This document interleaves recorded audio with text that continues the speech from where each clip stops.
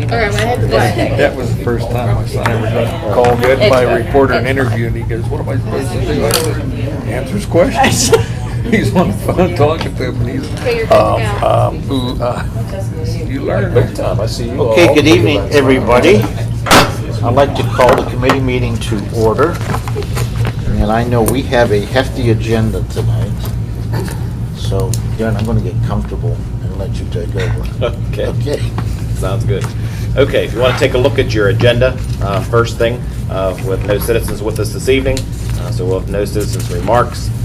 Moving along to program presentations, and to start off, we need to open our fuel bids, and so Mrs. Sluppy will open those, and she'll read those off. And again, that's for gasoline, diesel, and propane for transportation, and we'll have Nicole record them. Okay, Mrs. Sluppy, all yours.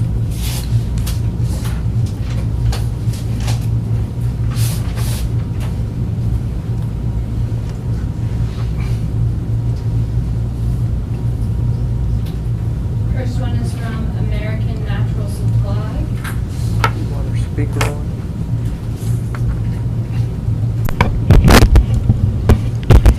First one is from American Natural Supply, Satterley Leasing.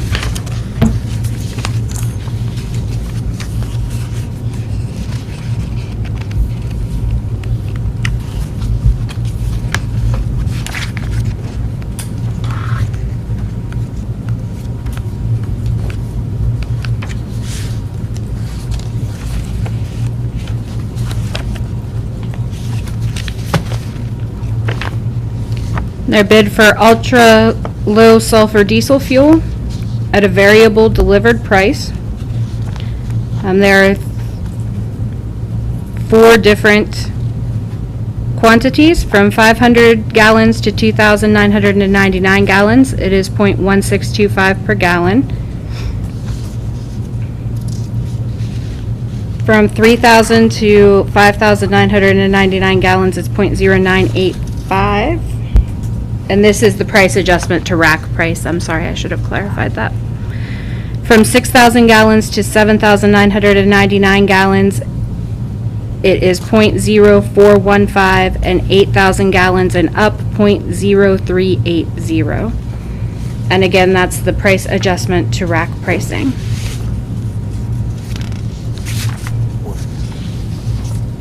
What is that? I mean, I don't know how much is it. Do you know what it is? The rack pricing would be variable. It would just depend on the time, I believe. I don't know what rack pricing is.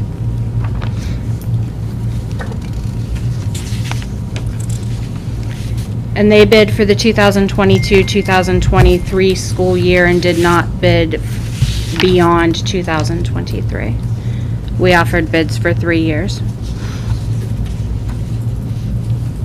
For gasoline for 87 octane, the same thing, the variable delivered price, which would be variable delivered price adjustment to rack pricing, from 500 gallons to 1,499 gallons, it's 0.1910 per gallon, and 1,500 gallons and up, it's 0.1380.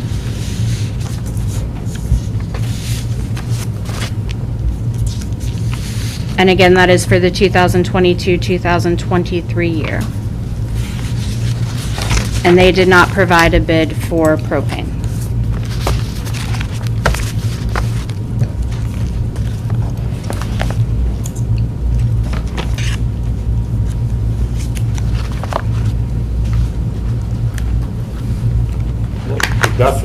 I looked up for a definition of rack pricing. All it says is the current price is $7.774241 per rack. So whatever that means. Is that on top of that? Yes. That would be on top of it. That would be an What you read adjustment would on be top of it. So when we say it's per gallon, they're adding, so whatever, what's variable is the rack varies, obviously, because there's another one down here just a while ago, it was only 7.28. And so we would add then, let's say for, like one of the numbers Jen gave us was 0.0985, so we would take 777.4 or whatever that is and add 0.0985, say, to it. Is that correct? Correct. So the gallonage rate is very close to, close to $8 then if we go that. Okay, gotcha. And that's for diesel fuel. Right.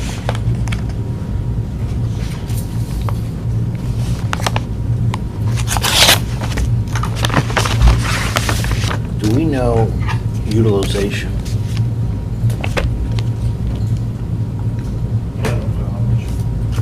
Are these for, this is for the buses?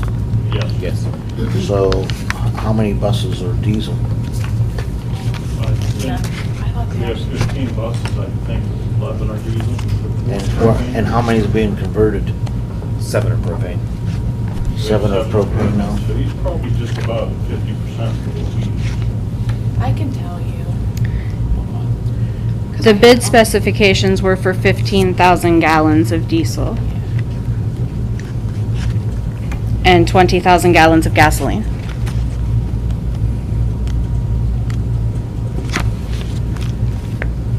So that's the utilization that Tri-County gave us for the year.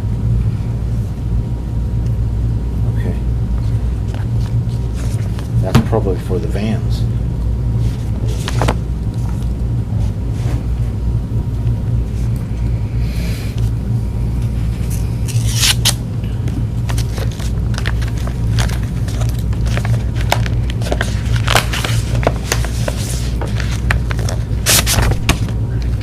Second one is from Glassmere Fuel Service.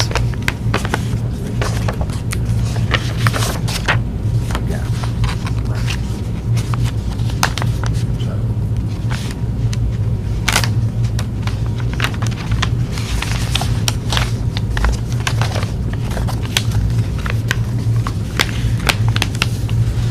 For diesel fuel, again, it's a variable delivered price. They did not bid a firm delivered price or a fixed price. So their adjustment to rack for 500 to 2,999 gallons is 0.2412. For 3,000 to 5,999 gallons is 0.0912. And for 6,000 to 7,999 gallons, 0.0502. And 8,000 gallons and up, the same amount, 0.0502. That is for the 2022-23 year. They did not bid beyond that. For unleaded gasoline, they did not do a firm price. They did a variable delivered bid price. For 500 gallons to 1,500 or 1,499 gallons, it's 0.1905 is the adjustment to rack price. And for 1,500 gallons and up, it's 0.1375. That was for the 2022 to 2023 year. They did do a bid for a 2-year price for 2022 to 2024. 500 gallons to 1,499 gallons, the adjustment would be 0.2455. And 1,500 gallons and up, the adjustment is 0.1905 per gallon.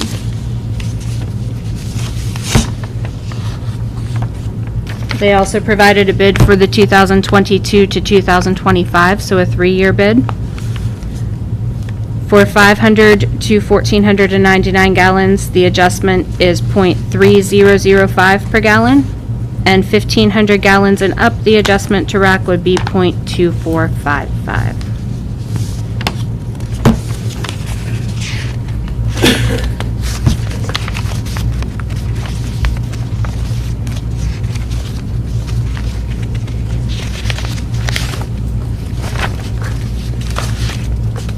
I do not believe they provided a bid for propane.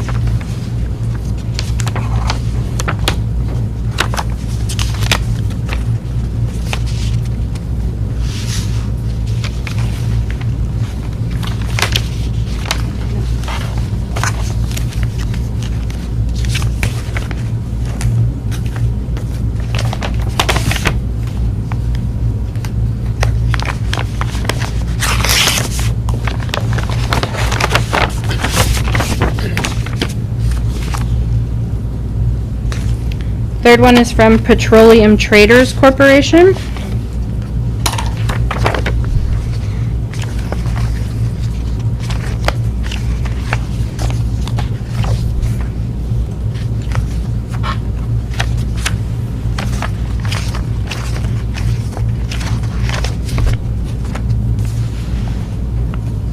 For ultra-low sulfur diesel fuel, again, this would be the variable delivered price. They did not provide a bid for a firm delivered price.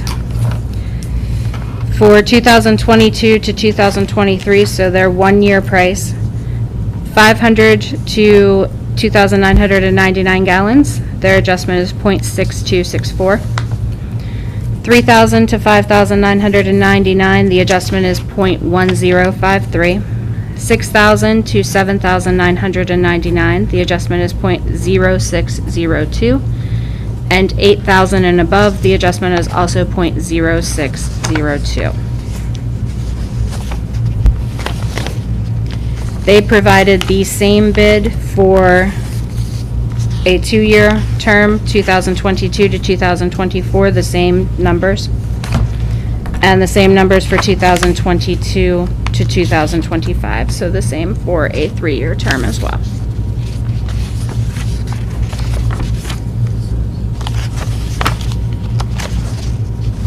For gasoline, they provided a variable delivered price for 500 gallons to 1,499 gallons. The adjustment to rack price is 0.4112.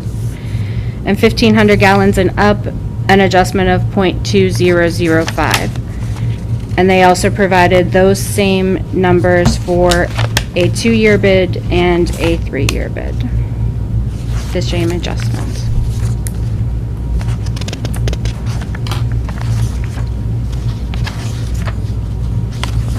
They did not provide a bid for liquid propane gas.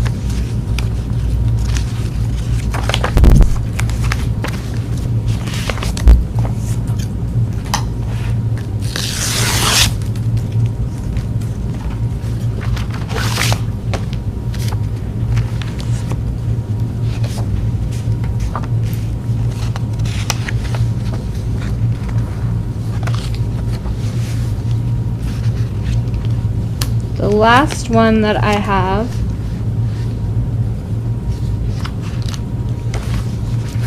is from National Auto Gas, or Farrell Gas.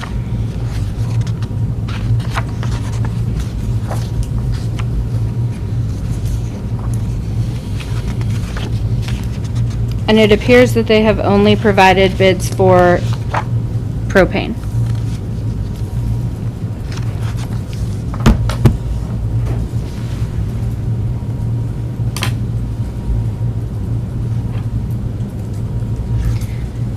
When we asked for bids for propane, we asked for a fixed cost, a variable cost, equipment lease, because we currently do not own the tank or the dispensing equipment that the liquid propane gas that we use, and a fixed cost to purchase that equipment as well. So for a 2022 to 2023, a 1-year term, the price for liquid propane gas at a fixed cost is $1.99. The price per gallon of liquid propane gas at a variable cost is cost plus 0.46, so cost plus 46 cents. And the cost to purchase equipment, the fuel tank and the dispensing equipment, is $31,653. They did not provide a cost to lease. Well, no, they did. There is no fee to lease the equipment. What was the lease or the cost again? Sorry. To purchase? Yes. $31,653. Thank you. And again, no fee to lease the equipment. They did provide for a 2-year term, 2022 to 2024, at a fixed cost of $1.86 per gallon, a variable cost of .46, so 46 cents, again, cost plus 46 cents. And the fixed cost to purchase the equipment is the same. And they provided a bid for a 3-year term. They did not provide a fixed cost for a 3-year term. They provided the same bid for variable of cost plus 46 cents and the same bid for equipment purchase.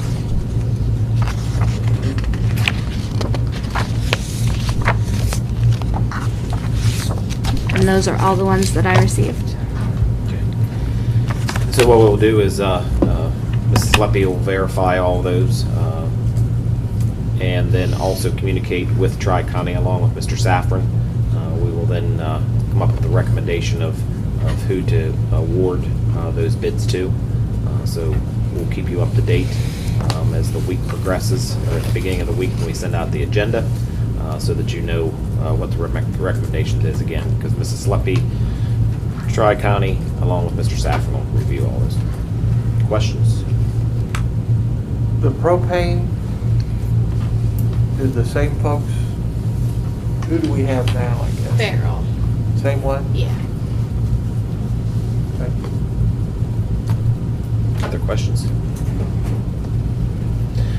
Okay, moving along, under program presentations, district comprehensive plan. We've been working on that since August, and I have in front of you a summary, because there's numerous plans that go in with the comprehensive plan. So I just have a summary in front of you, and we'll ask for you to approve the comprehensive plan next week. But I just want to go down through a summary for you. On the first page of that handout is just a revised vision and mission statement that you can see there. New vision statement: the Penns Manor Area School District and community will work together to educate our students to be productive, independent, and respectful citizens. New mission statement revised: Penns Manor Area School District and community will empower each student to discover their life purpose and to achieve success. And if you would continue to go on, we also have to identify values. I won't read every single one of these to you, but we had to come up with, the committee had to come up with values for our students. We had to come up with values for staff and teachers on the next page. Next page for the administration, parents, and then also values for community at large. After all the values, you'll see handouts that has to do with the SWOT analysis that we did way back a long time ago. But we kept those with us each time we met to identify, and what we did was we pulled the top strengths, 5 strengths, the weaknesses that was in that SWOT analysis, along with opportunities and of course threats. So we looked at all of those with values and that SWOT analysis to come up with goals. So just let me briefly go down through the goals that we have identified that we would work on in the next 3 years. First, of course, and under technology, is to develop social media for students and for parents. That is number 1. Also under technology, to broadcast our announcements over our monitors, meaning Chromebook monitors for students. Number 3, under our academics, to carry out and continue to recognize good work of academics. Also communication, number 4, to conduct weekly addresses of upcoming week's activities. That would go basically in my part to identify to community what's coming up. Both principals do an outstanding job of doing weekly and even daily emails to identify everything that's going on in the buildings. It was more getting out what happens the following week out for the public to attend. Number 5, it was also brought to the committee's attention that if I would spearhead and go to the 3 communities, do outreach communications and rotate. It was identified to maybe establish at least once a year going to each fire hall, have some type of small presentation, and then have an open session where it's just question and answer. So that's number 5. Under 6, next page, academics, incorporate life skills in high school curriculum, meaning operations of home. So don't think life skills, which is a program we have in special education. What we're wanting to do is to come up with a course that will actually teach life and work responsibilities and course of action, a half-year course that we would incorporate at the high school.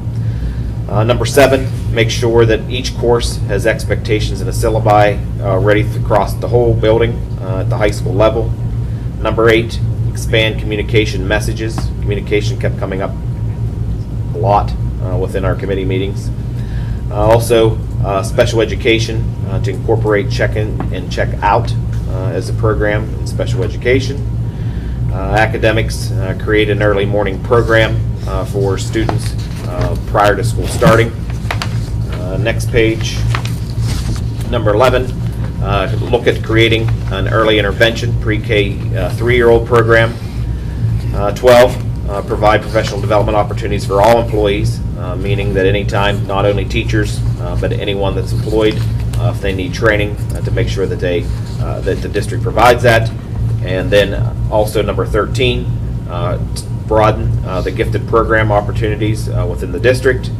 14, create an alumni group for the district. 15, maintaining the MTSS structure that's throughout the district. And of course, the last one listed on the next page, to annually assess program needs due to the declining enrollment that the district's facing. So those are the goals that were established. Moving along, there's some other plans, again, within the comprehensive plan. One is the Student Services Assurance Plan. Just understand that each one of these, and I'm going to read, I'm just going to go down through and spot some of these. So all of these you have to, as the superintendent, has to assure that under student services we have these incorporated, making sure that we have the memorandum of understanding with our local law enforcement, which is the state police for us, being that we're located in Cherry Hill Township, to establish a school-wide positive behavior program across the district, bullying prevention. I'm just going to skip down through. School resource officer in place, counseling services are available, but you can see even to the point of having a visitor identification system. And again, every single one of those that are listed there, we have or we will have accomplished that within the 3 years of the plan. Moving along, we also have to assure that we have a teacher induction plan. That plan is for any new teacher to the district. We have to spell out what we will do with those new teachers. And again, new teacher will also include any teacher that we hire for a 45-day period or longer. So we will even put someone that's doing long-term, again, for more than 45 days within that induction plan. And again, they're assigned a mentor, they go through a program. We've established a program where they have to sit down and talk to every single person in every department so that they know all the systems within the district. All that falls under the teacher induction plan. And moving along, next plan that's in the comprehensive plan is all the academic standards and assessments that we have to identify that we're meeting all the PA core and academic content standards, that we have objectives established to meet those standards, and that all the teachers are being observed and evaluated at least once a year if they're permanent, twice if they're if they're temporary professionals. Again, identifying what all the areas are that a teacher's evaluated in, and then also providing the types of moving along, making sure that assessments are in place for those, not only the state assessments, but all the local assessments that we use. Also, plan within the comprehensive plan again is professional development plan. That is every single training that's required. There's a list of requirements that everybody has to go through, along with any of the wants that for training. All of those will be identified under the professional development plan. Just some examples that are there under number 2, from PAS to ALICE to safety care, CPR, you name it. We have quite a list identified for professional development. And then last, we've already talked about special education, not last, second to the last, special education plan. We've already shared that with you earlier in the year. Just know that because of some of the things that we're doing staff-wise that we've talked about in the last couple months, Mrs. Delby has already gone back and revised those within the plan. So when we submit our full comprehensive plan we'll be doing the resubmission of our special education plan with that at the same time. And then last, gifted education plan also falls under the comprehensive plan. And you can see the things that we have identified, or we have to identify, how we will assess what we use to assess for someone to be in the program, and what is it that we do for gifted students. So those are all listed. So any questions at this point, or if there are questions throughout the week, please don't hesitate to call me, email me. We'll certainly get you answers to any question you have within that comprehensive plan. Questions on that one?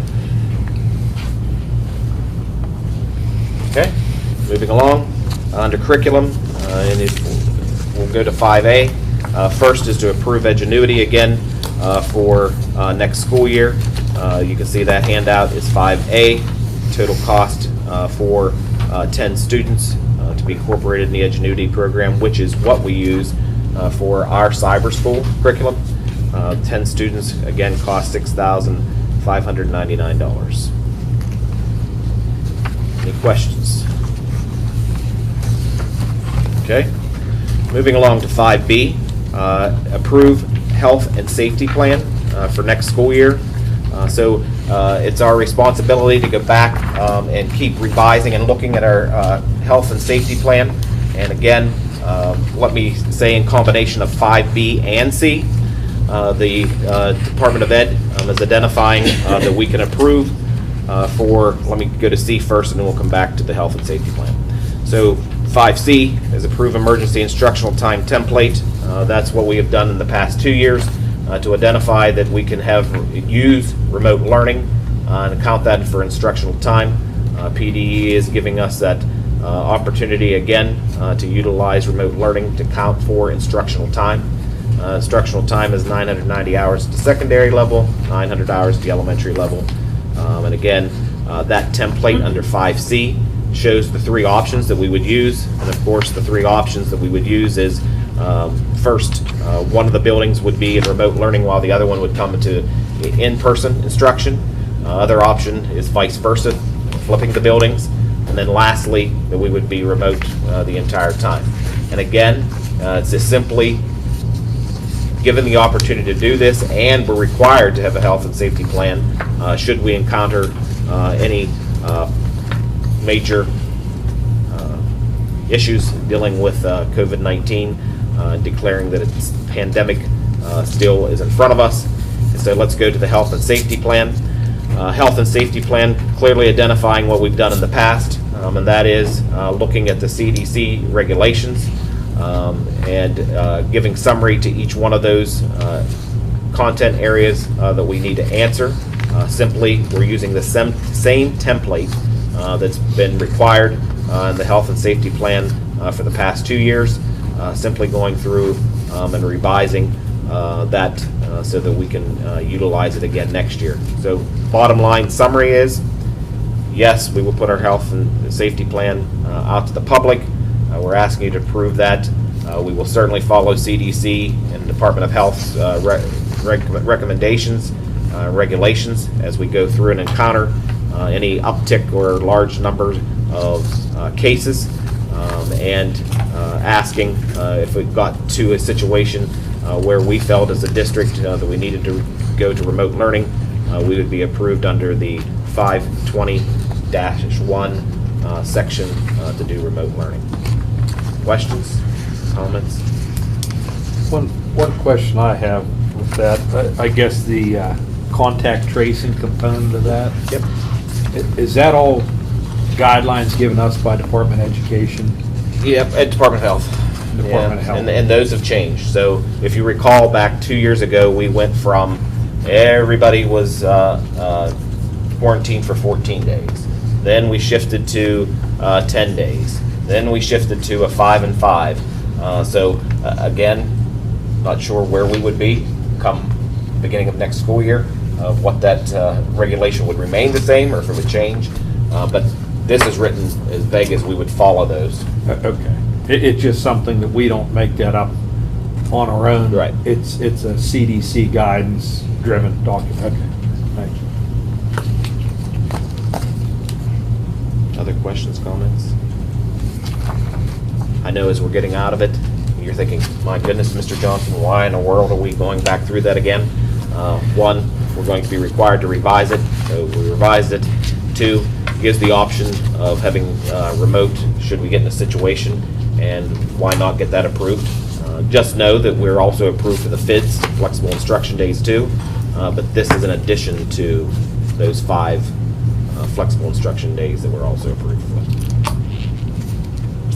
Any other questions? Okay, moving along under budget and finance. So if you take a look, Mrs. Sleppy has presented to you the budget that we would ask you to approve next week. So as in front of you is the proposed, but you'll be approving the final one. If you flip to the second page, again, still remaining is the fund balance deficit of $336,815. And again, I wished I would be able to give you comment as to is there any increase coming from the state budget. Don't have any figures to give you with confirmation.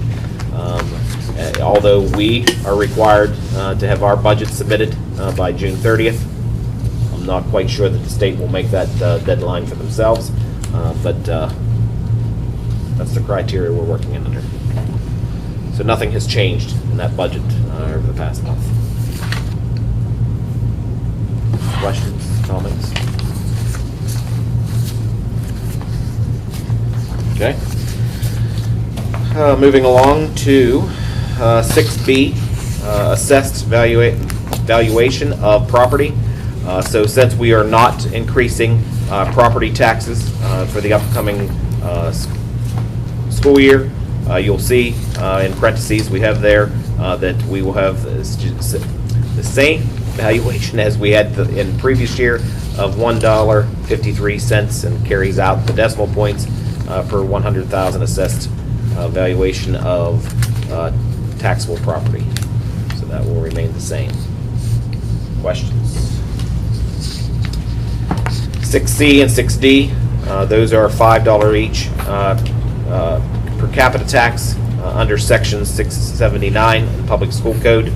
We can establish a per capita tax, which we have, which unless you have some different change, just know that that can be increased to the maximum of 10. It's been set 5 by the district in the past, a combination of 10 for both section 679 under Public School Code, and then also section 511 of Local Tax Enabling Act, where you can put head tax out there. Any questions on 6C or D? Comments? Change? Okay with continuing? Okay. Next, 6E, that's just a realty transfer tax. That's set at 1%. So a motion to continue with realty transfer tax. 6F would be to continue earned income and net profits tax, and that's 0.75%. 6G, approving the homestead and farmstead exclusion resolution for the taxpayers to get that benefit and for district to receive funding for that. 6H, discount and penalty rates we have established in the past, and again, any of these, if you as a board member or board want to change these, our discount and penalty rates have been set at 2% for discount, 10% penalty. How long's the penalty last? Till it's paid, or does it? No, there's just one point that it, oh, yeah, they still will have the penalty. But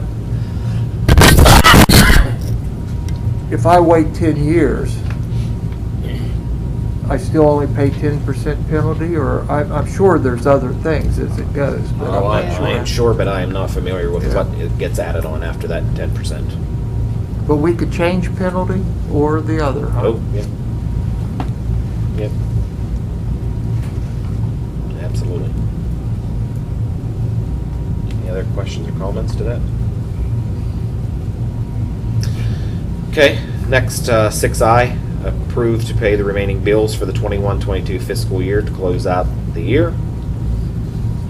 6J, medical, dental, vision rates. So if you take a look at the handout that is labeled 6J, you will see on the first sheet, and they will remain the same, our dental insurance, which is under United Concordia. Those are listed there. single, parent, child, parent, children, husband, wife, family. You can see the rates that are listed there. Those will remain the same. Going to second page of the attachment, if you take a look, those are the rates, and keep in mind these are the monthly rates. So there is the medical that's listed there for single out through to family. And again, you'd multiply that, of course, by 12 to get the total. So those rates are increasing by 12.9% for medical for the upcoming year. Then the third page is the vision. Those are remaining the same. And again, that's through Vision Benefits of America. And rates from single to family listed out across. We would ask that you would approve those three next week on the agenda. You can't say no to them, can you? I guess you could say no, but that it's contractual that you provide. Yeah.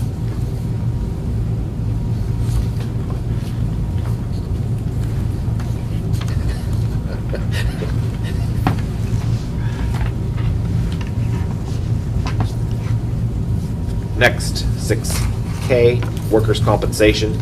So if you take a look, so the Rashini Group goes out and seeks workers' compensation for us, and their recommendation, along with Mrs. Sleppy's, is to continue with Am Trust North America. You can see last year the rate was $25,987. It's increasing by $580 to $26,567. Just to go back a step on that last handout, 6J, you mentioned it was an increase of 12.93%. Yes. From last year. Is that consistent with previous years? No, so so the whole consortium that we're involved in, the percentage, wow, I think, I don't have it in front of me, but weren't we at like 4% increase the previous year? So now we're at 12.9, big jump this year. Now, however, history shows that if you go back and look over the past 10 years, the average has been a 3.4% over all the years. But in this particular case, it's primarily a 3 to 4 times an amount we paid last year. Absolutely. So total increase, correct me if I'm wrong, Mrs. Sluffy, I think our total increase is $236,000, or roughly there, for medical.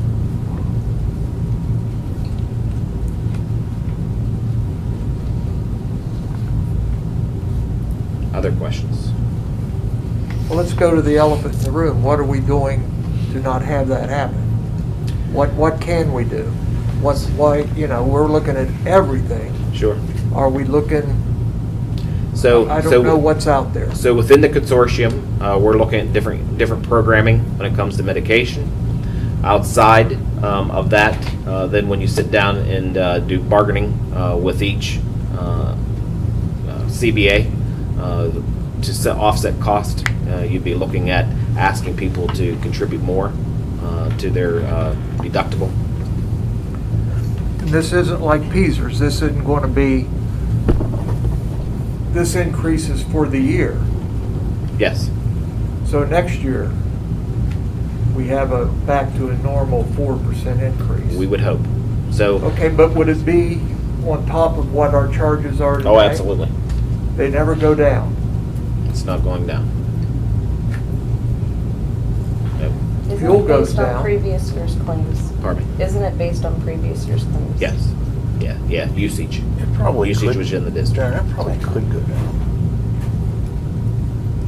Probably not likely, but it could.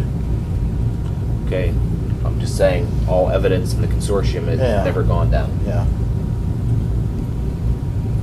And I can see like the past 15 years, correct me if I'm wrong, there was never a minus in all those 15 years on that summary sheet, if you can recall. Or am I wrong? Was there? There was never a negative, but there were some years where it was under 1%. Sure. Now, here's the question. How does our utilization look relative to the other people in the consortium? Ours is high. I think we're second highest. That's the problem. It's one of the problems. We're either second or third highest in the whole consortium, which the consortium is everyone in the IU excluding one school district. Who's not? River Valley is not in the consortium.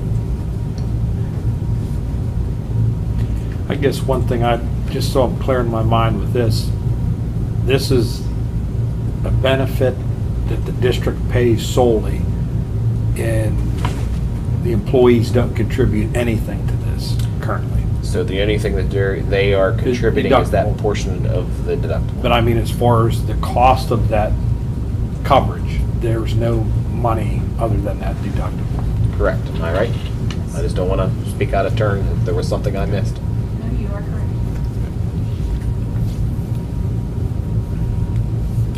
When you think about it, I guess you can slice it as many ways as you want to, but if we're dealing with a $300,000 deficit, $200,000 is just in health insurance alone. 236. Yeah, 236. So.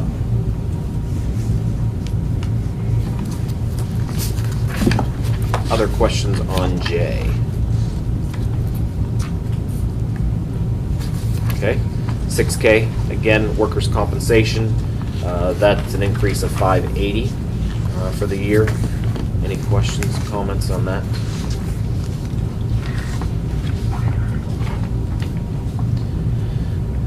Okay, moving to 6L, approve cafeteria equipment purchase. So if you take a look at that handout, we actually have a kettle at the high school. So we have two large kettles at the high school that we use, of which we have a kettle that was put in place in 1979, and it is not working properly to the point that it's actually becoming a safety issue. Is the reason why I'm presenting to you why we need to replace that kettle.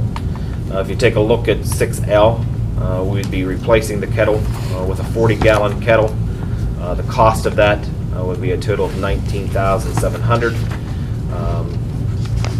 Cafeteria has also asked for another piece of equipment, which is a conveyor oven, which is a want.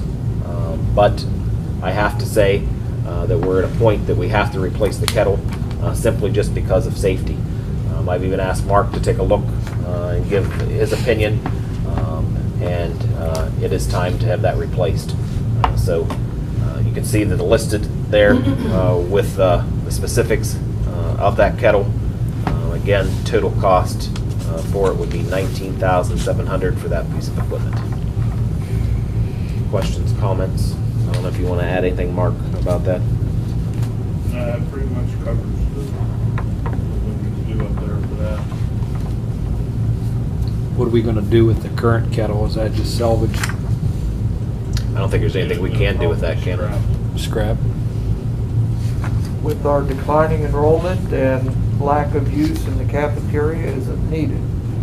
Yeah, if the kettles are used, I would say probably 3 out of 5 days. Am I wrong or right? Yeah, I'm thinking 4 out of 5. Yeah. She changed the elementary menu around, so they're going up there cooking up now too.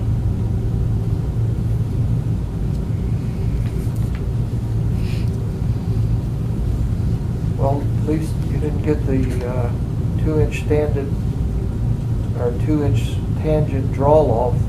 Went with standard, not something special.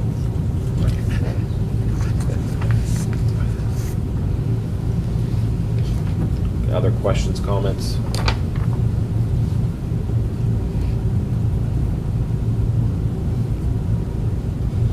Okay.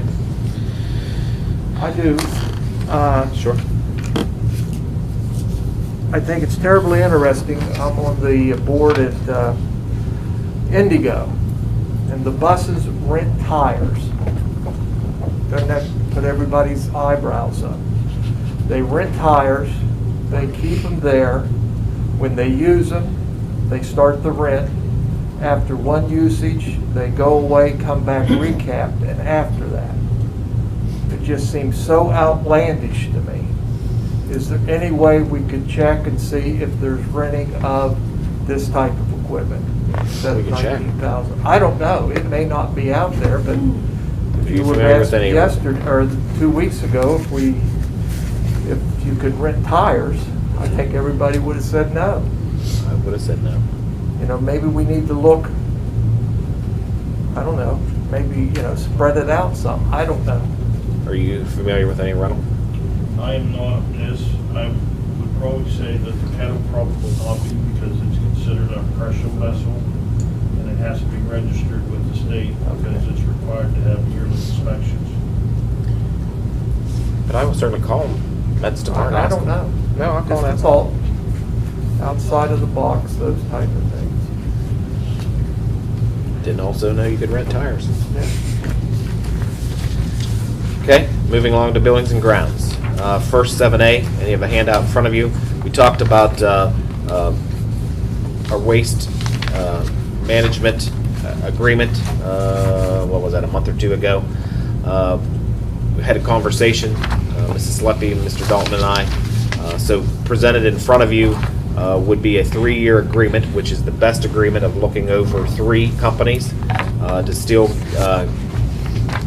recommend going with waste management. It'd be a 6% the first year, 6% the second year, or CPI, whichever is lower. And then also third year, 6% or CPI, again, whichever is lower. So that has dropped from the original quote that they had given us previously. Who were the other two? Other was Ugle, and you're going to have to correct me, Mark, on the third one that said that they are not Produce vote. submitting. Never heard of it. So our recommendation would be waste management. Questions, comments? Okay, next B. 7B is to approve agreement with Tom Talmadge Painting. And this would come out of the new fiscal year, 22-23. And that would be to do some exterior painting and also some hallway painting, not to exceed $9,950. Questions, comments? I don't know, Mark, anything? As I go through your list, Mark, don't be afraid to speak out over top of me if you... And our usual summer schedule. Okay, 7C, asking you to approve an agreement with West Perry, with Perry Driveway. And again, what we will be covering this year will be 52,000 square feet of sealing and crack filling in where we have cracks in the asphalt. We would do the elementary gym lot and then also then start going back around the back of the high school, that parking lot back at the loading dock. And again, we just keep rotating year after year to doing particularly that much coverage. Total cost $8,800, and that would come out of next fiscal year's budget. Questions, comments on that one? Next, 7D, approve agreement with C&L installers. That would come out of the current fiscal year budget. And again, if you approve that next week, we will get that done. If not, then this won't get done over the summer because again, we have it in the 21-22 budget. And again, if you take a look at 7D, areas that we would be taking a look at is the guidance office at the elementary, installing carpet tile base, removing the VCT that's in there. Also, we have a hallway expansion in the back hallway from here in the high school, where a hallway is coming out to meet the other, and we're getting a difference in height, so we need to actually get that fixed. Total cost to fix that's $1,357. And then in the past, you can see how prices are increasing. In the past, you know, we've always tried to do 2 or 3 classrooms. Well, now prices are getting to the point that we would then have 1 classroom at the high school done with tile, removing the carpet that's currently in that classroom. Anything you want to add to that one, Mr. Bell? So, I mean, looking at this, probably wish we'd done about 60 spots 5 years ago. That's true. So total cost from CNL installers would be $12,842. Again, that would be in this current maintenance budget. Now, did we just call around, or did just we go to one place to get quotes? Mark, you want to answer that one? This is who we've used for the last 3 years. We used to use Mike, but he doesn't have commercial carpet. No. He does not have the commercial. Yeah, the only reason I say that, it's good to patronize our own people if we can, but if he doesn't have the product, that's different. Yeah, I just didn't know, as these prices vary. I know, there's some contractors and other areas of work that might need work, and that competitiveness, even though in the marketplace nowadays is pretty tough, cost of materials. I just didn't know if that was something that was considered whenever we were looking around for prices. Anyone else who'd want to ask? The price comparison? What happens if we don't do it? I mean, we're up to $83,000. We're talking money, folks. We're hurting, in my opinion, part of education, part of the health and safety of our kids with taking away certain things. What if we don't do them? What happens? So areas of carpet that we're doing is ones that have holes in, or it has the ripple effect that somebody's going to trip on. Hallway, it's varying over there. So at some point, someone's going to say that they're going to fall. That doesn't have to do with painting. It doesn't have to do with a ceiling. I'm just wondering, are we just, I think it's, personally, I think it's robbing Peter to pay Paul to not do these things. We take great pride in our school, but are we looking as hard on these things as we have on the other things in our proposal 1 and proposal 2 budget-wise? I would say yes, in maintaining the building, because I don't ever foresee a point in time where the state is going to issue funding in the future to do anything. So I would not want to sit here and say that we continue to maintain, or we may have ourselves in a situation where we can't get ourselves out of somewhere down the road. So when I look at the over 80 rooms that we have in the district, and we're just taking each summer 1 or 2 and doing, I do not say that we are doing things beyond, because at some point we're going to find ourselves, if we don't keep up doing 1 or 2 rooms every summer, when we have 80 some rooms, I think we're going to find ourselves in a worse situation. I don't disagree with you, but are we hurting? I think we need to share the hurt by our proposal 1 or scenario 1. Some of our things have been hurt, right? Sure. Are we doing the same thing buildings and grounds wise?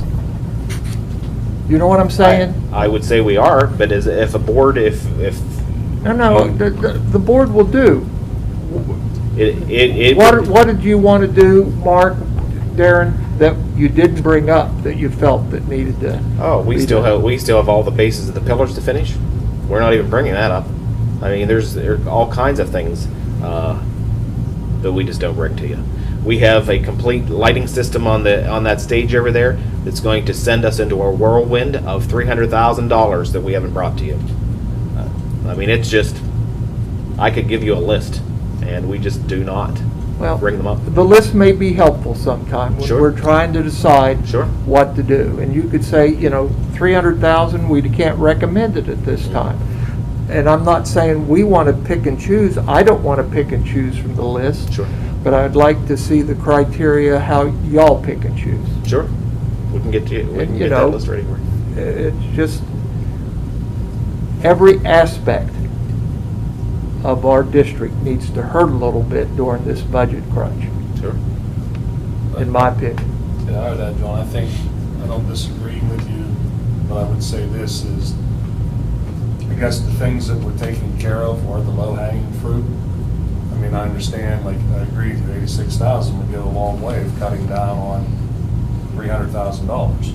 But, as Darren said, if you leave things go, like the lighting system in the auditorium, I'm in the same boat, with my current job with that, and I can tell you right now, it might be 300,000, next year it might be 400,000. Just like. And what happens is if you let little, I can say little, because 86,000 is not little, but if you neglect to keep up with the little things, the next thing you know, we're gonna be to the point where we're looking at a multi-million-dollar full building renovation. Absolutely. And, you know, so I think it's a good point, and we need to be, you know, and I like the way they presented the kettle in the kitchen is, that thing served us for 42 years. You think if it was 1943 years, and it was purchased in 1979,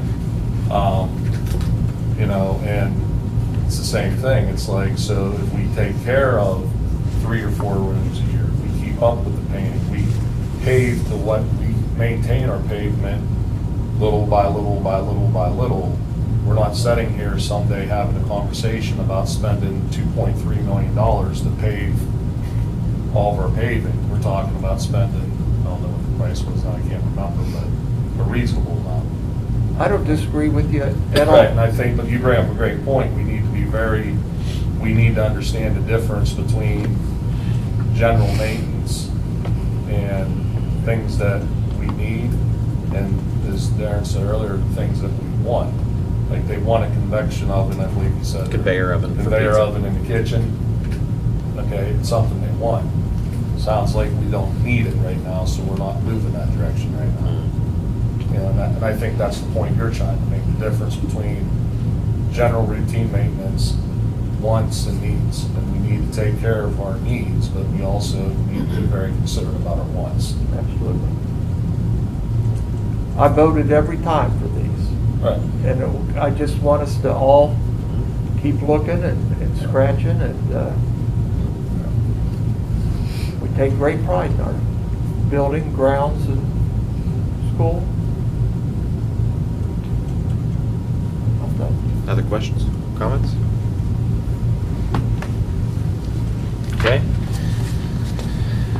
Next. 7E, approve agreement with Myron Davis to replace chalkboards. So if you look at 7E, so these would be chalkboards in high school rooms 1 and 7. Also elementary, room 107, 108, 109, and 111. And you can see listed below 6 12-foot dry erase marker boards to be replaced. And again, the reason for those replacements is because of them starting to buckle and also changing of surface on a couple of them. Am I right or am I wrong? That's correct. That goes to a question I was going to ask. Sure. Is that the reason, Mark, we can't just cover them? And it sounds like we're totally removing the chalkboards and replacing them with marker boards, but we're not. If there's too much damage to a chalkboard, you can't just use a marker cover, which is relatively less expensive. So, yeah, so it's not hard to get something to adhere to. right. Okay. Back on Rich's point about did we check other places? By law, on certain things, we have to check a certain amount.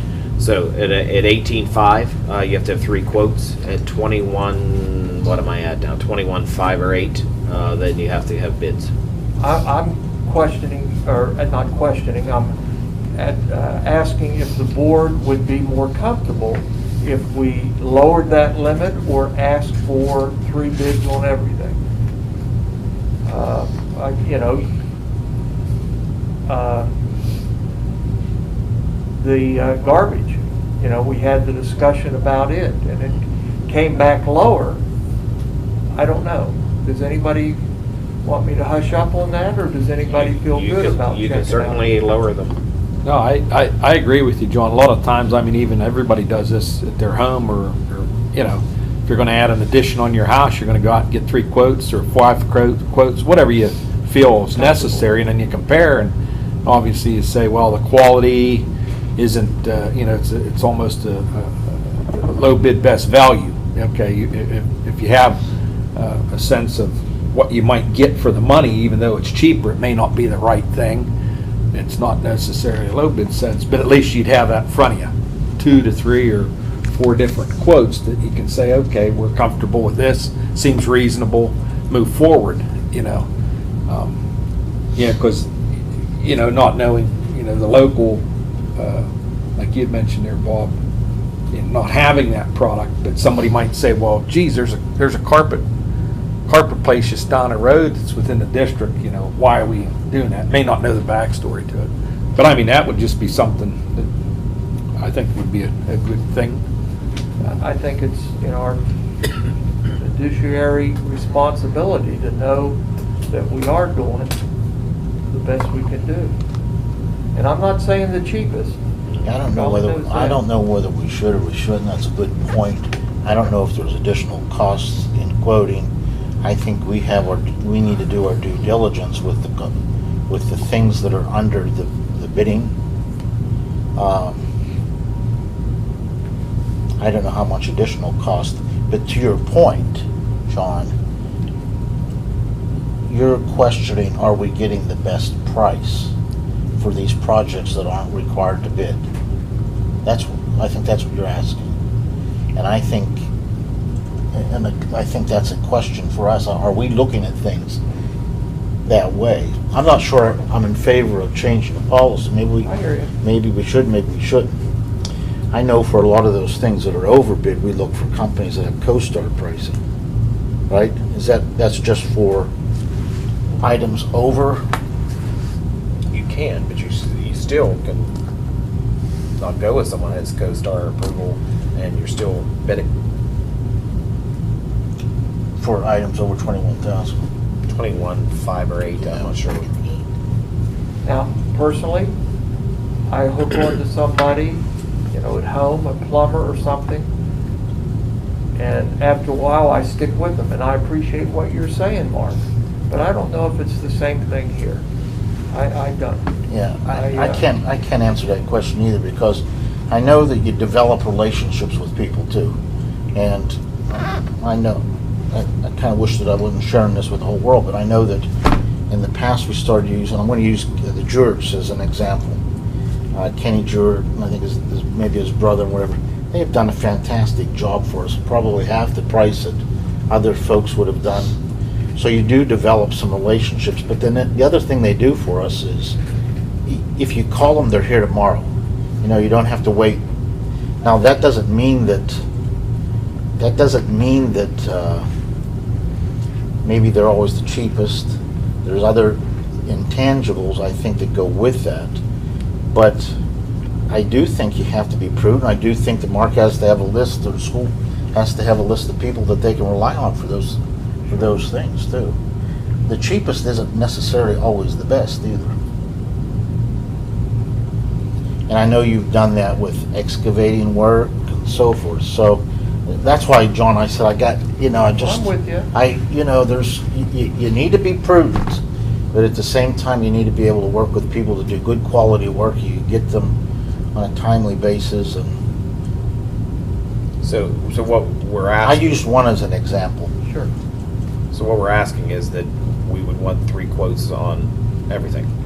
Well, that's, and again, I don't know that the criteria has to be as strict as it would be with the state in 21. This is Right, I'm just saying, board could do. it are. And I think then due diligence, you got 18,000, you got 6,000. And I don't know what the project is. We got to start looking.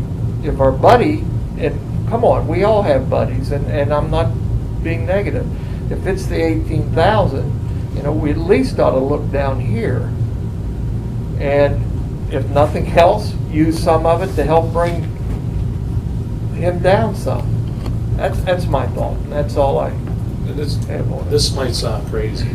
One thing I build off of what Mom said is, I agree. It's like, when you you work in a school and let's say your roof mount air conditioning goes out and you've got to call someone like, who handles that, Siemens trained, whoever does that work. Okay, then it's like sometimes you get put on a list where you need something done like right now and you're waiting 2 or 3 weeks. And then when they do come up, they come up and look at it and they charge you travel time. And then you come up and they look at your travel time. So what may look like on the surface as for the work, the cheaper price, really don't turn out to be the cheaper price. The second part is that you got to consider, if you're sitting there, and I know you were using it for effect, John, like, not we get an $18,000 quote and a $6,000 quote, but you're making the point.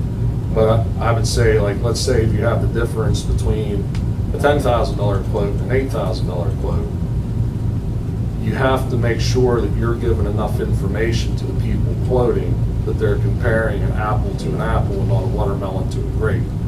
And so that also involves then Mark taking time to make sure that everybody that's quoting gets the exact same type of specs or the type of what we're looking for. It means the same for whoever's writing that up. And so you got to consider that extra work is money that don't show up on the quote. In other words, we're paying Mark to sit there and write the quote when Mark might be out there actually doing something and solving a problem for us that isn't going to cost us more money. If that makes sense. If Jen's spending all of her time, she's trying to prepare a budget for us, but she has to sit down and write 3 quotes, it takes her 3 or 4 hours. Okay, what do we pay Jen if you factor that out per hour? And are you really gaining anything when you do it that way? I mean, I would like to think, I think, again, it's a good point, and I think it's something that we need to be cognizant of, but I also trust our team enough to know that, look, this price doesn't look right, and we can definitely do better, and we're going to call somebody else. Yeah, and that's the type of thing, too, when you have those relationships with people that you can say is like, look, this is looking, I think I can get it done a little bit better, and again, without sacrificing the quality of it as well. John, maybe a good exercise for Buildings and Grounds Committee might be to sit down with Mark and go through our vendors, just to have some discussion some night on. Please, I'm not pushing hard, I just. No, We're you just should, but going. I'm just saying, I think that might not be a bad idea. We can do that. We often say, how do we respond to folks that ask us a question? So, okay, board member, why are you using Tom Talmadge? Well, we always have, and Mark likes him. That's not a good question or a good answer. I think it's the right answer, don't get me wrong, but you know what I'm saying? If somebody asks these things, we had no due diligence, or maybe we have. Maybe I'm 100% wrong and we've done it over the years. And I'm not questioning anything other than perception. It's all about budget. The answer would be, yeah, he's done a lot of work for us in the past. We like him because he does exceptionally high quality work at a fair and reasonable cost. I would add that line into it. Sure. It isn't like, oh yeah, we just like paying him extra money, even though we could hire somebody else that does the job as well. I think that you got to add in, it's like, you got to put that line of quality in. If I'm someone and I know nothing about paint, trust me in that. If I walk down the hall, I can tell if something looks good. If I can find a flaw in somebody's painting, then you know it's pretty bad. And so I think it's the answer, because you do get those questions, and I think the answer is partly what you said. He's done work for us in the past, but he's also done very high quality work. He's done it at a fair and reasonable cost. Well, I think I know someone can do it cheaper. I'll direct them, say, to all school and ask if you can talk to Mark and have him call Mark and tell him who he is and what he can do for us. Okay. So Mark and I will, from this point on, work at... Don't do it on my account. Just think about it.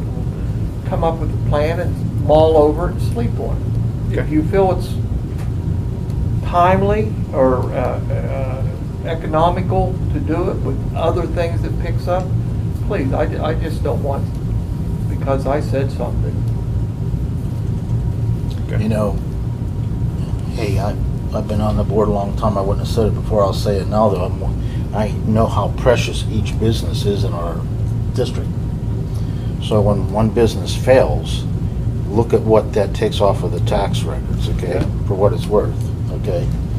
And I kept thinking that, you know, would it benefit us as a school district to patronize our own businesses? Now think about that for just a second, because that may be paying a higher price for a product than going outside the area for the same thing.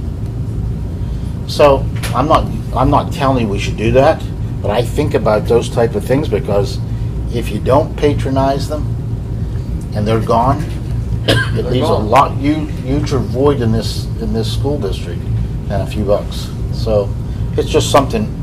Your point was well taken. It's all about us doing our fiduciary responsibilities. You know, we do teachers, right? Somebody applies, that teacher that lives in the district or graduate doesn't get an automatic hire, but they get looked at. Sure. So I agree with you there, Bob, too. So It's tricky. it is. Just trying to do the right things. Understood. Next, moving along to 7F, approve Gardner System Service Solutions Agreement for the building's HVAC automation.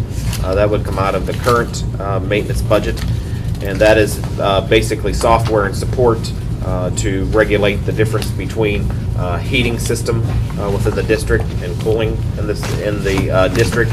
And Mark, you may want to add more to that, because that's I'm probably not having it. Something we need to start doing that has to do with a lot of preventive maintenance, things that we don't do regularly, that they can come in and identify. Once they identify there's a problem, we can work towards getting it permanently solved.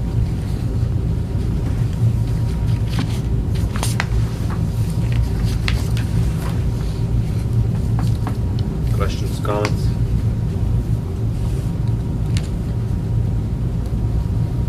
Okay, moving along to 7G, approve agreement for gym floor maintenance service. That would come out of the next budget for the next fiscal year. Total cost would be $6,550. High school, if you look at the handout 7G, All-American high school gym cost and price was the $3,400 in bold. Elementary, $3,150 in bold.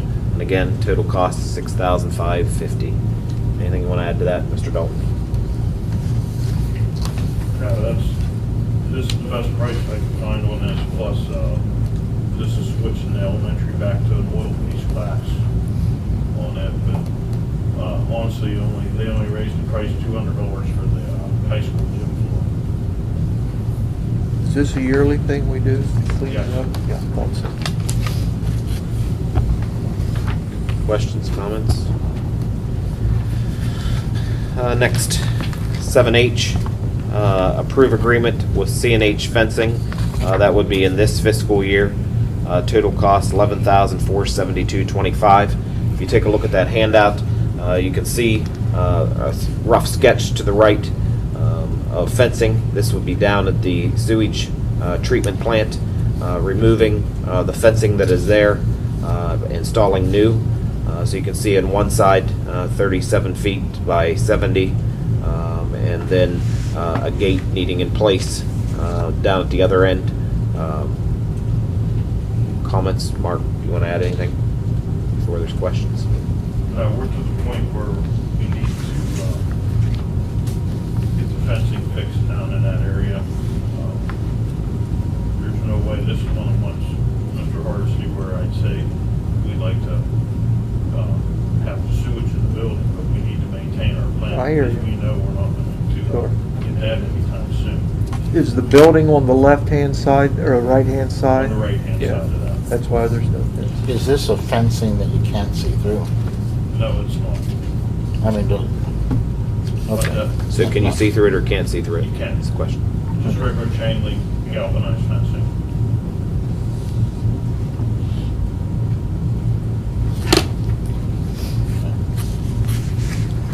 Questions, comments?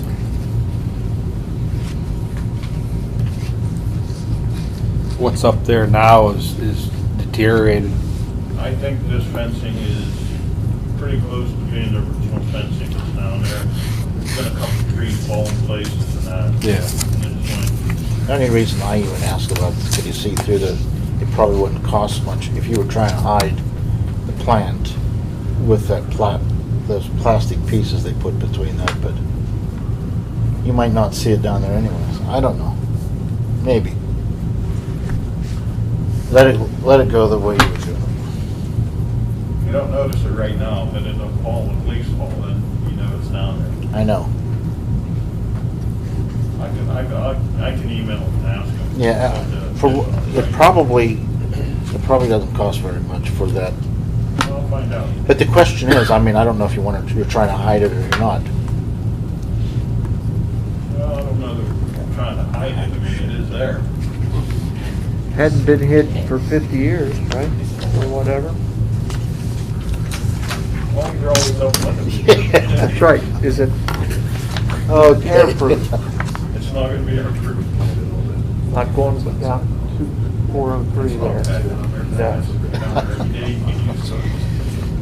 Is there any way we could have them maybe advertise and make banners up that are like 37 feet wide and 7 feet tall? C&H fencing? Spell sponsors, spell sponsorships for us. Yeah. Product sponsors. Waste management. There you Waste go. management. Okay, under athletics, or any other questions under buildings and grounds? Okay, athletics, just again, head volleyball coach, we still have no one that has applied. And athletic committee, I guess I'll just ask you this, if we could meet at 6 next Thursday, because I didn't get to any of the other things that we should have talked about too. Next Thursday? Or next Wednesday. Sorry, see, I'm still in the old, meetings are on Thursday. 6 o'clock on Wednesday. Send an email. Okay. What happens if we don't? I mean, it seems... Well, Mrs. Dolges and I have had a conversation with Yeah. Mr. Mazie, and believe it or not, Mr. Mazie says that he would never allow us not to have it, meaning he would coach, but he just needs everyone to understand that he's doing it because he would not want our students without, and that by all means, and I'm not offending him because he would tell you this, is he wants you to find someone, but he doesn't want anybody without. That was his comment to us. He said that he would certainly. I was just, wondering.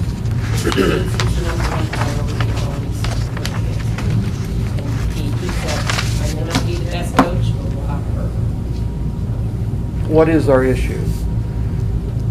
Now, less coaches out there, is it money, are they going elsewhere? I don't. Is it- Someone may tell you that it's money, but it just comes down to the fact, and I think it's happening everywhere with every coach. And I hate to say it, it comes down to the fact of the amount that you get paid and the complaints that's laid on your lap as a coach constantly. It has to do with playing time. This isn't done right. That isn't done right. When you put the two of those together, someone just sits and says, "Is it worth doing that?" And unless it's somebody that really has a passion for it, then they choose not to. I'll go further, John. I know it took United months to find their head volleyball coach. Homer Center, the only reason we got our new head volleyball coach is because we had a parent that has a strong background and basically turned a letter in saying that nobody else applies. She's more than capable. We got a decent coach. But she's a one and done because her daughter graduates next year and they're moving out of state as soon as like the week after her daughter graduates. So volleyball is probably the hardest, especially when you're looking at a head coach sport to fill. It is extremely difficult. And I just think there's not a lot of really highly qualified volleyball people out there to coach. of schools, honestly, it gets down to finding somebody with a heartbeat. And that's a shame, but it is the most difficult position to fill.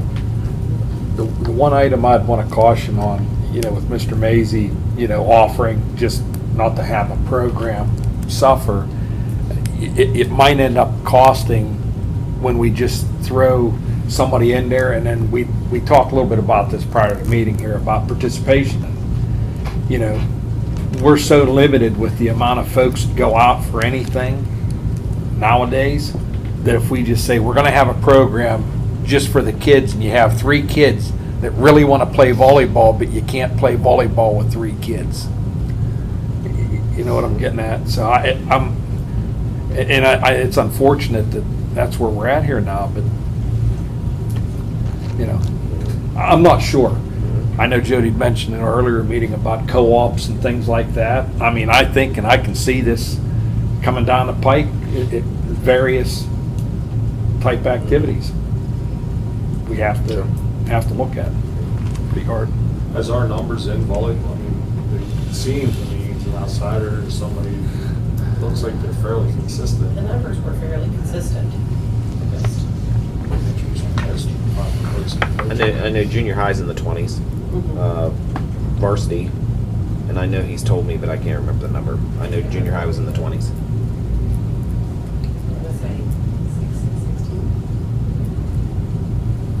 He told me, but I can't remember. I mean, you just hope that if that is the numbers, and whoever would step in, and even if it was, the athletic director to step in, that 16 would still be wanting to play. Yeah. Mr. Mazie has a pretty good relationship with a lot of the kids. I know they talk to him a lot. I think that the kids would play. I don't think they would not play because it was him. And I mean, not again. It's just a matter of, hey, we have a coach filling in, and it's more or less just we're gonna come out here and participate and really not build a program then, because we don't know who the coach is going to be next year. Right. You have 20 kids in the junior high. It's 20-some. It might even maybe. Sometimes the best way to find somebody is find a parent that wants to win. You might want to find them in junior high or even elementary.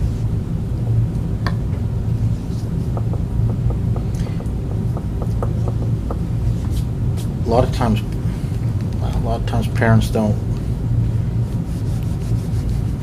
It's not a good situation to be in. I know a lot of parents like their kids play, like your daughter played, but like some people don't feel that they know enough to coach. There's that old saying, winning breeds winning, losing breeds losing.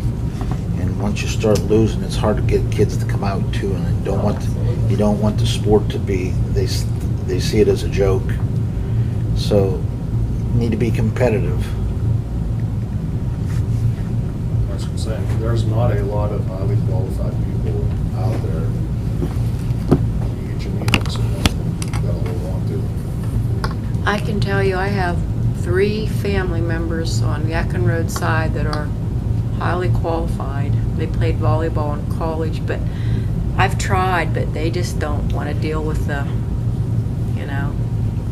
Michelle, Northern's had a great program. You think maybe a girl? You think maybe Did you? a kid? You talked to Amy? I did too. She said, forget it, no way. And my brother-in-law Mike's another one, and he said no. I asked my sister-in-law. My sister-in-law played for Mike, and they won the state championship. And We just called know, Mike and asked him if he had anyone going to IUT that might want to coach. Yeah. I mean, that's. and just so you know, the how bad athletic it committee is. has It's suggested just other that folks. bad. I've called any of the suggested names. You know who my assistant coach was last year for volleyball? Anybody know? You? Dave Fulton's daughter, Huh? who teaches right up there. I can't get a hold of her now. She might have went to like Rome for a semester abroad or something, but because when we had the opening, I was trying to call her. She did a nice job, and she is a good coach, and she's young, and she's energetic, but I think she's something with her schooling or something, because I couldn't track her down to save my life. I don't know. That's No. Like I said, I tried to shouldn't sucker my listen. sister-in-law in here. I'm like, go on. But since Mike Oaken left that program, they've been terrible. Well, there's only one school district that I know of that doesn't have a basketball on their court, but a volleyball in the middle. Where's Erica Price? Northern Cambridge. Erica Price? He's coaching Washimoka, daughter plays. Oh, yes. There's a good example right there of somebody being able to turn a program around, and it's, I mean, to the point where you're in state finals. Okay, it's just, and Northern had the same thing with, what's his name? Mike Hogan. Yeah, it's. The ones the daughter graduated. With two people that know volleyball as well as anybody that you're ever gonna find. Yeah. You can put me in there on schmuckles, I mean, we can like one serve and two. Yeah.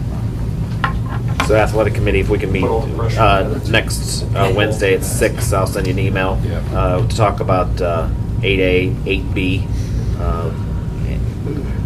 because athletic director agreement expires here at the end of June. 8C, we have a request to approve Mrs. Horwat to help with girls basketball.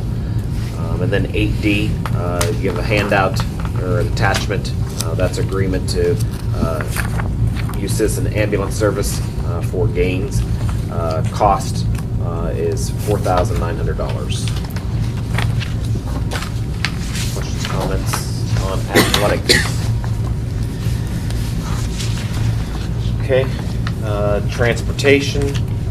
We do have one driver to approve, so we'll have a motion for that approval next week. Under 10, which is technology special projects. First, under 10A, approve Ed Leo renewal. That would be for next school year's district's websites that we have. Total cost, and you can, as you can see on attachment 10A, is $4,200. Questions, comments? Next, 10B, approve Seesaw renewal. Total cost for that renewal is $1,986. So we'll have a motion for approval for it. And then 10C, to approve CAMI for renewal for next school year at $2,796 for that service. Questions on either one of those? And next, Mr. Gramling had applied for emergency connectivity funds that's run through E-rate, and he was quite surprised and happy that we were approved. And so what it is asking, or what he incorporated into those funds were 83 Chromebooks. That's to put a Chromebook in the hands of each teacher and instructional assistant. As you recall, we've had put a Chromebook in the hands of every student. Now this would put a Chromebook in the hands of every faculty member in IA. So you can see there that we would purchase the 83. We'd be reimbursed 100% of the cost. Total cost for the 83 would be $33,117. Questions, comments? We have the Chromebooks on a cycle for our students. We do. Is that the similar thought with this? Yes, at some point. We usually get 5 years.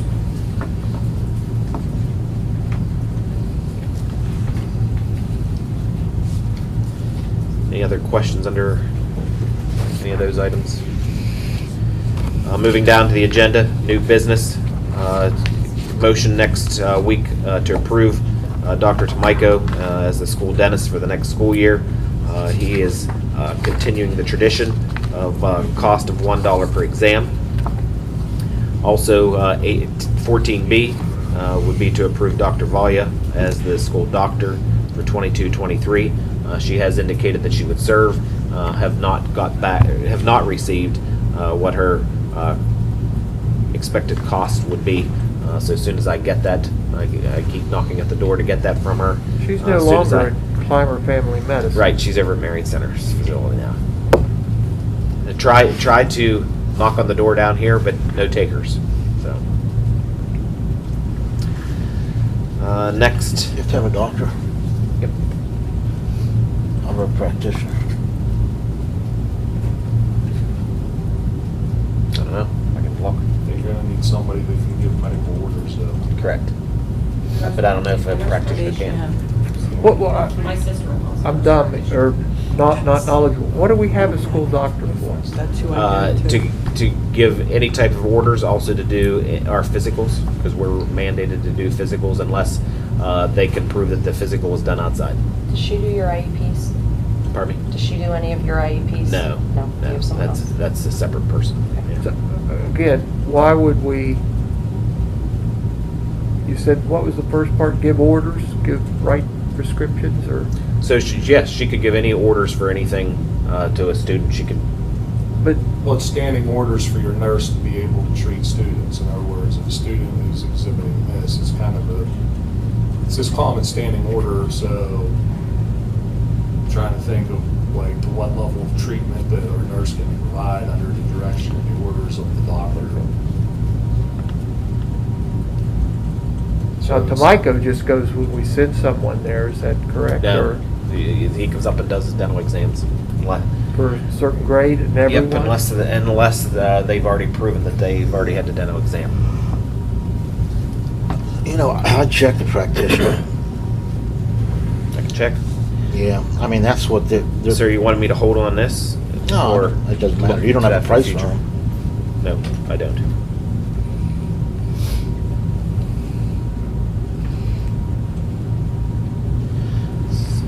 Give me any suggestions you want me to call to, because I've already knocked on a couple doors and, For a practitioner? no, doctor. For a doctor? Do we have a cost from last year? Because I think we had the same doctor last year. Do we know what it Yes, cost us? It was 40 per exam. And they But- hadn't but raised I mean- that, right? I think they Right. kept it the same for quite a long Yeah, it was time. 3 years. But I guess, yeah, that was per event, but I guess what was the total cost on that? I don't know how many exams we did. I'd have to go back. I mean, I'm just wondering if we're. Yep. If we're talking about a $400 item or a $4,000 item, you know. I'd have to go back. It's less than 1,000, I think, a year. Okay. Well, I think the medical issues, as Jody described, it's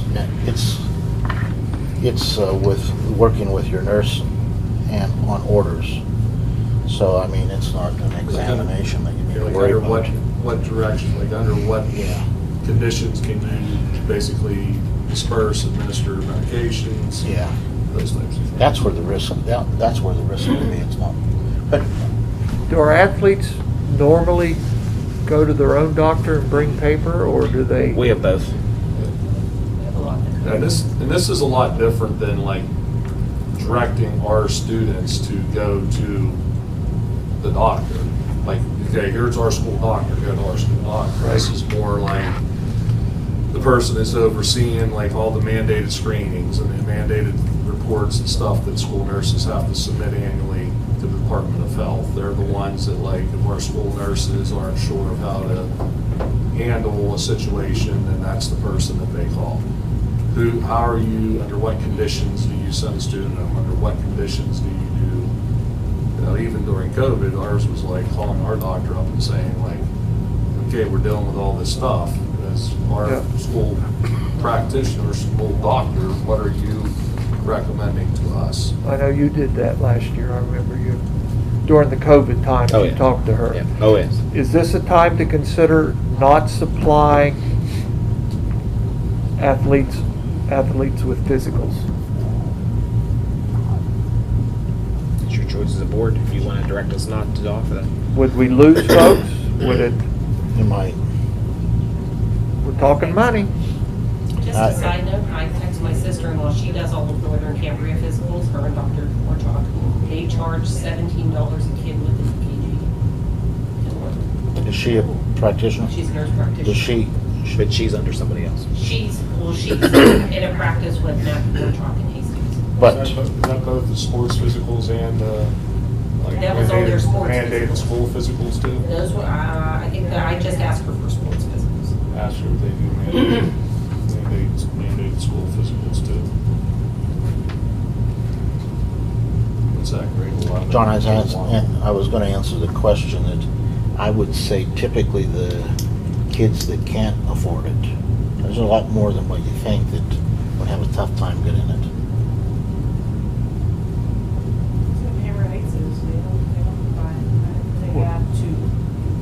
We didn't have a choice. My daughter. I think that's the way to go.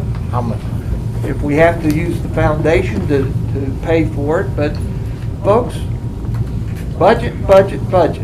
how much, This is a way to save some how money. much are you talking about for a physical? For the mandated, she didn't text me back yet. She said she charged $7. No, how about here? Oh, here, I don't know. It was, Well, 35 or 40. Yeah, but I mean, I was asking like a total cost, and I think Nicole, what you say, it might be less than $1,000 total dollars. Yeah. You know, without looking, understanding that. So, I mean, A lot of student athletes now go get their own, like I know my experiences, they go get their own physicals because then when you do the, what's the word next year, you do the. I think, yeah, Yeah, she had a lot of kids I knew that came to her the office. ones that can So- afford it, go get She it. was So, talking to high school boys because they all said, wow, she was hot. They don't know. So I'm hearing that we're going to approve Dr. Tomiko. We will not approve school doctor, and email me everything you want me to find out. How's that sound? Because I'm hearing multiple things. So suggest who you want. Suggest all kinds of suggestions. I'm okay because I coming don't want back to put with something Dr. on here. I think I'm okay coming back with, once you get her cost.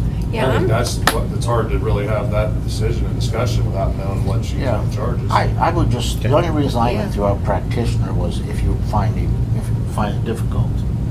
A practitioner is probably much more accessible to than a doctor. And I you just- don't need to make this decision now. I don't know how Terry uses, does she use, who was the doctor? Dr. Valia, they're very close. No, but how, was that what she used last year? Yeah. But I don't know if that decision has to be made. You can make it through the year, maybe. You Okay. follow what I'm saying? Yep. So I'm going to remove doctor for next week, and we'll put dentist on. Next, 14C, approved placement for a student that we sent a news story at the end of the school year.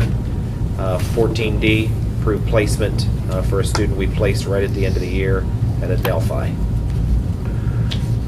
Would you email me with the cost on that or share it with everyone? I think those are something we need to know, and I think it's something that needs to be public record, what it cost us to take care of these situations. Sure.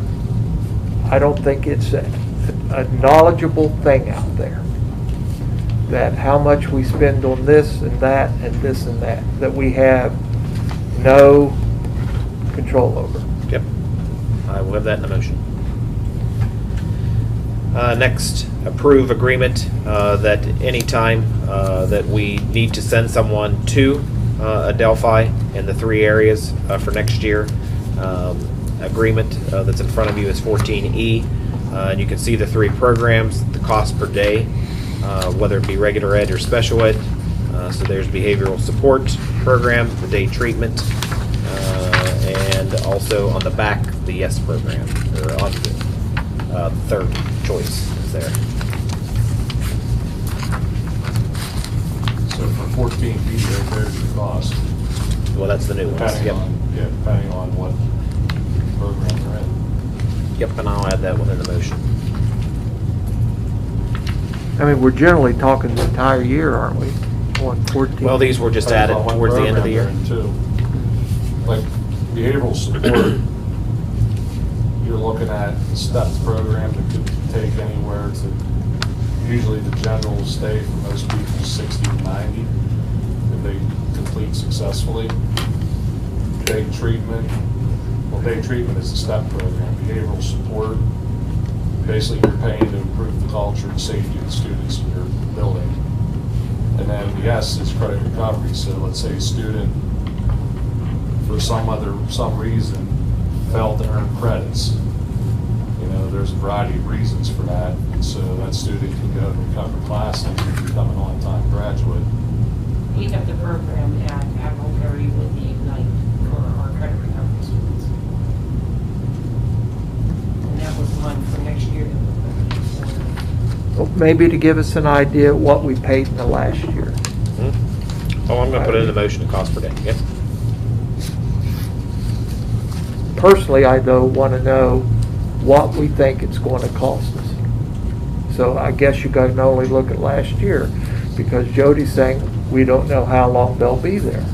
Right, so that's hard to say. Like, you can Correct. say it's gonna cost you, I got that. you take a full year, and I think you don't want to give missing information to the community as well. I agree, I do agree there needs to be a price added on to that, but I think it needs to be at this rate per day. Okay? I'm personally asking for what it cost us last year to use the Delphi then.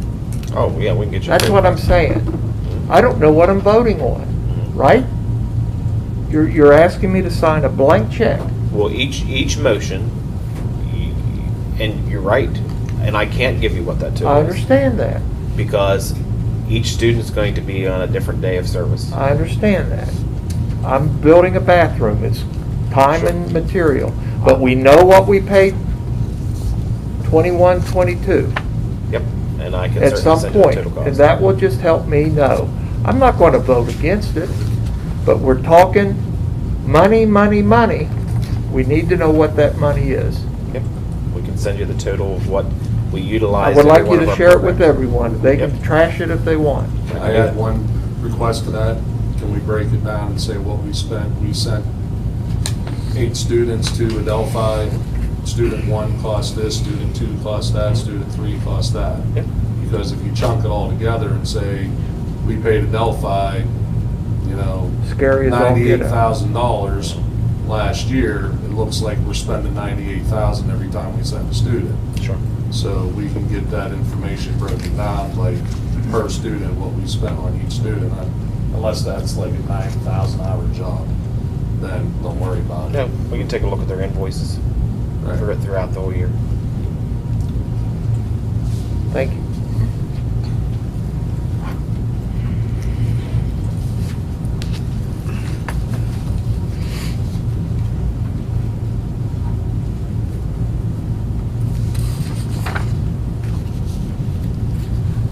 Okay, next, 14F, approve agreement with the IU to participate in the guest teacher program for next school year. Total cost is $500 to do that, and that is how much it cost this previous year. Questions?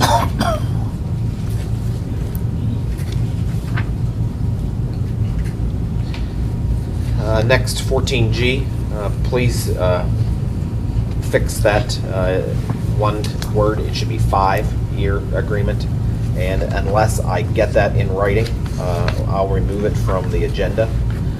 So the choice was to continue. I was given 2 choices to continue with Sapphire. Either a 3-year agreement that had increased 3% each year of the 3 years, or go 5 years, with a one-time increase of 6%, and then it's locked for the next 4 years after. Wouldn't increase any of the 4 years after the first. So cost savings, best to take the one-time 6% increase, and then the remaining 4 years of the 5-year agreement, there would be no increase. And a dollar figure will be included in that motion? Yes, yep. And again, if I don't get it, I'll We'll remove it from do the it agenda. July. Next, 14H, we've always, in June, approved Mr. Saffron as solicitor. I've not received his letter with cost. And again, if I don't get that by Monday, I'll have that removed from the agenda also. He still has intent to Yes. continue. Next, 14I, approve Navigate 360 renewal. That's for our online ALICE training.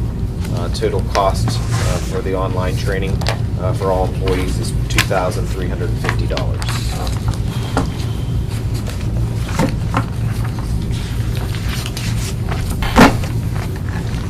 Next, 14J, asking permission to sell 22 unused communication radios that we have collected over the years to Greenwich Radios. They're offering to purchase those 22 for $600. Okay with that? Not okay with that? Are these handheld radios or something, just walkie-talkies?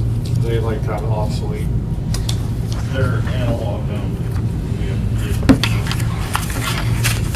They've just been sitting in a box for the last 2.5 years.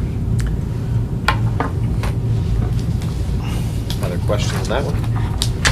I have a question, but I would like to commend you, Michelle, and all the administrative folks. They did a great job with commencement. Yeah. It was very nice. You had the whole section of bleachers filled last night. It was perfect. And I know you folks did a lot of work. And the same thing is true, Mark. Same thing is true, everybody. I don't mean to miss anybody. The same thing is true for your senior awards banquet too. There was a lot of work that goes into that. It's nicely done. Everyone did very well. The end of the year across the district was smooth ending. Okay, I do have some things to cover, an executive session having to do with personnel matters. So if I could have you stay after for executive session.